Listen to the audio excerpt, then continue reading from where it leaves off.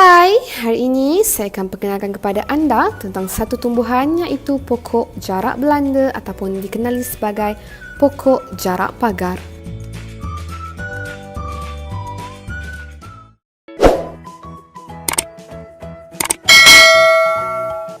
Nama saintifik bagi pokok jarak pagar ialah dari keluarga. Tumbuhan ini kebiasaannya digunakan bagi perubatan tradisional kerana kandungan khasiat yang terdapat pada bahagian luarnya. Pokok jarak Belanda sering dijadikan sebagai bahan untuk membuat hiasan seperti bakul, pewarna dan banyak lagi. Namun, bagi tujuan kesihatan pula, kajian telah dilakukan dan tumbuhan ini hanya boleh digunakan pada bahagian luar sahaja kerana bahagian dalamannya mempunyai racun berbahaya. Pokok jarak Belanda ini turut dipercayai dapat menghasilkan. Pokok jarak Belanda ini berasal dari kawasan tropika dan subtropika seperti Amerika Selatan, Amerika Utara, Afrika dan Asia. Ciri-ciri tumbuhan ini ialah buahnya berbentuk bujur dan berwarna hijau. Setelah ia menjadi matang, buahnya akan merkah dan mengeluarkan biji berwarna hitam. Antara kebaikan pokok jarak Belanda ialah mengubati luka-luka ringan dengan menggunakan minyaknya yang telah dimasak. Minyak itu akan menjadi racun dan akan dicampurkan dengan belerang bagi merawat luka tersebut. Selain itu, ia berfungsi untuk menghilangkan kutu air. Rebusan air pokok jarak Belanda ini juga boleh menyembuhkan demam dan malaria. Bukan sekadar itu saja, tumbuhan ini juga mampu memulihkan lain seperti sakit lutut, batuk-batuk, luka ataupun lecur, lumpuh, bengkak-bengkak dan penyakit kuning.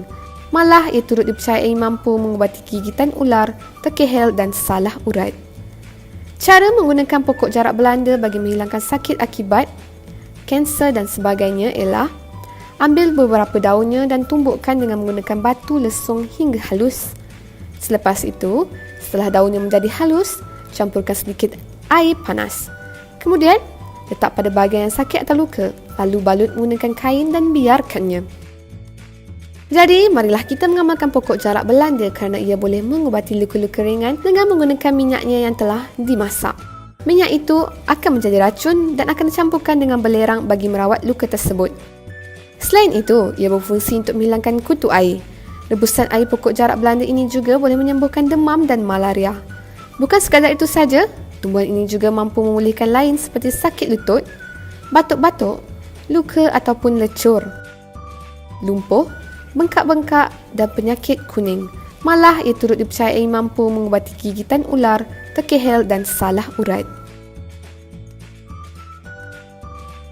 Inilah perkongsian tentang pokok jarak Belanda. Anda nak tahu tak apa pula kebaikan pokok turi?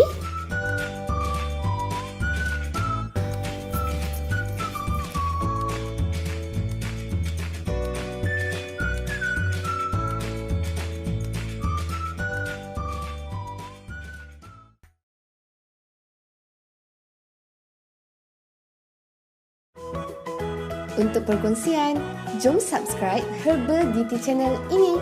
Kami akan kongsikan pelbagai jenis kebaikan herbal yang lain. Jumpa lagi untuk video yang akan datang hanya di Herbal DT Channel. Sihat-sihat selalu!